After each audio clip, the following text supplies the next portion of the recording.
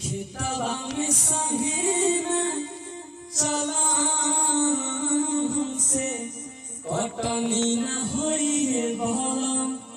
अरे आय हाय हाय खेतवा में सहेना चला हमसे कटनी न होई रे बलम। हेलो दोस्तों, मैं गीतकार सूरजपाल सूर्या। काफ़ी दिन से वीडियो नहीं आ पा रहा था, इसके लिए सॉरी, चूँकि मेरा एग्ज़ाम चल रहा था। अभी भी 2-3 पेपर बचा है और जैसे ही ख़त्म होता है मैं गाना फिर से अपलोड करना स्टार्ट कर दूंगा। और आज एक पवन सिंह का गाना है नज़रिया ना लागे, तो आइए हम उसका कवर सॉन्ग आपको सुनाते हैं और कमेंट में बताइएगा कि गाना कैसा लगा, ठीक ना। तो आइए हम सुनते हैं।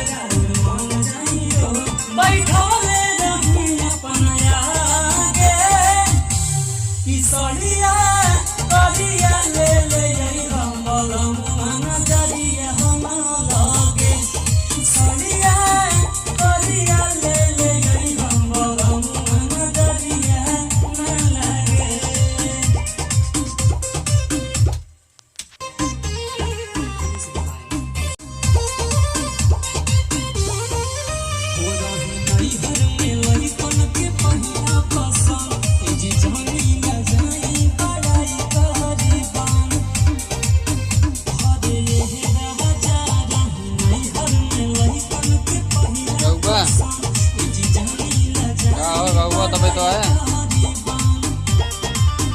यार, मुंह लगा रहा था।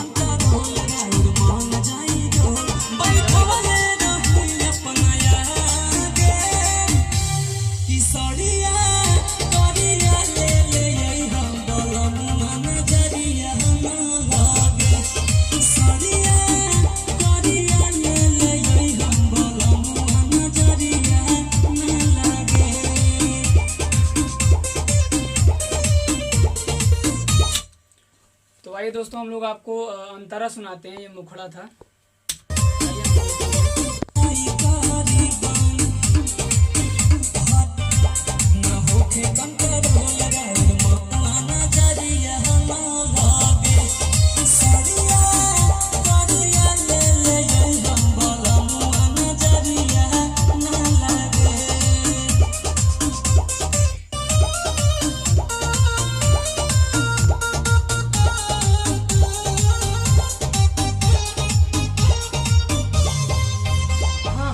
जाई बजरिया एहो समरिया पूरा